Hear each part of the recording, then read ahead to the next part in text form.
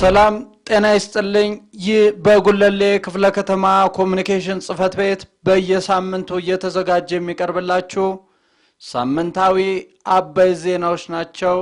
ከዜናዎቹ ጋር እልፊዮስ በትረነኝ አብራችሁን ቆዩ። ኢትዮጵያ መርጣለች፣ አሸንፋለች። ሰባተኛው ሀገራዊ ምርጫ ግንቦት 24 2018 የተካሄደ ሲሆን የጉለሌ ክፍለ ከተማ ነዋሪዎች ሌሊት በነቂስ ወጥቶ በተመረጡ የተለያዩ የምርጫ ጣቢያዎች የመራጭነት ድምጹን ሰጥቷል።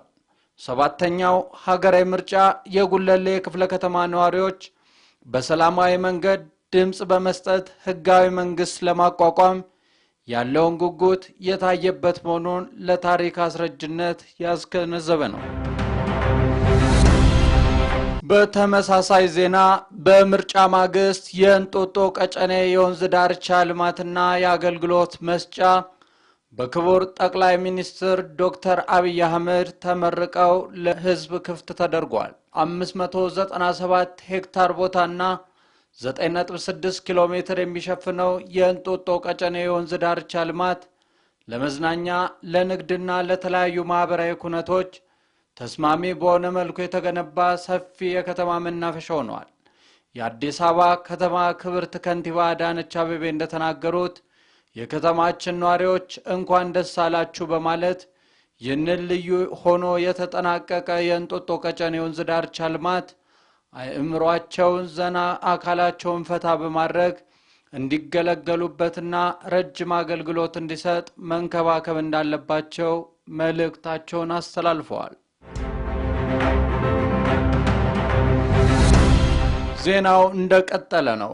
አዲስ አበባ ከተማ ኮሙኒኬሽን ቢሮ እንደዘገበው የእንጦጦ ቀጨኔ የወንዝ ዳርቻ ልማትና የአገልግሎት መስጫዎች ፕሮጀክት በውስጡ የያዛቸውን በተመለከተ 597 ሄክታር ቦታ የሚሸፍን የወንዝ ዳርቻ ልማት 15 ሄክታር መሬትን በማልማት በአረንጓዴ ተሸፍኗል።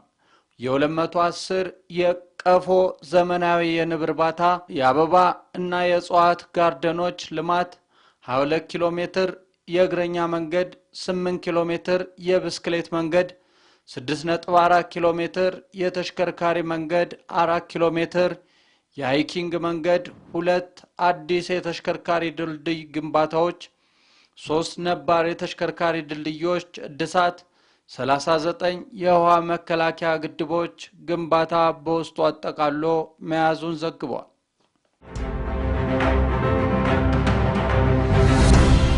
በጉለሌ ክፍለ ከተማ አስተዳደር የባለ ጉዳይ ቀን የሚሰጠውን አገልግሎት መሻሻሉን ተገልጋዮች ገለጹ። በጉለሌ ክፍለ ከተማ አስተዳደር የባለ ጉዳይ ቀን ምክንያት በማድረግ በክፍለ ከተማው ስር ያሉትን ጽፈት ቤቶች ምልከታ በማድረግ ተገልጋዮችን አነጋግሯል።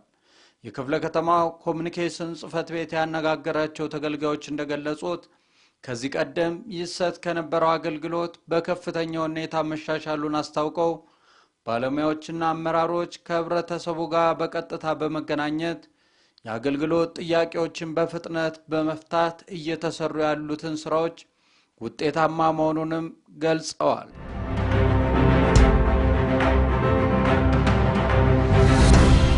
ሳምንታዊ አበይ ዜናዎቻችን ይህንን ይመስሉ ነበር። ለተጨማሪ መረጃ የኮሙኒኬሽን የማህበራዊ ሚዲያ ድረገጾቻችንን ይከታተሉን። መልካም ሳምንት።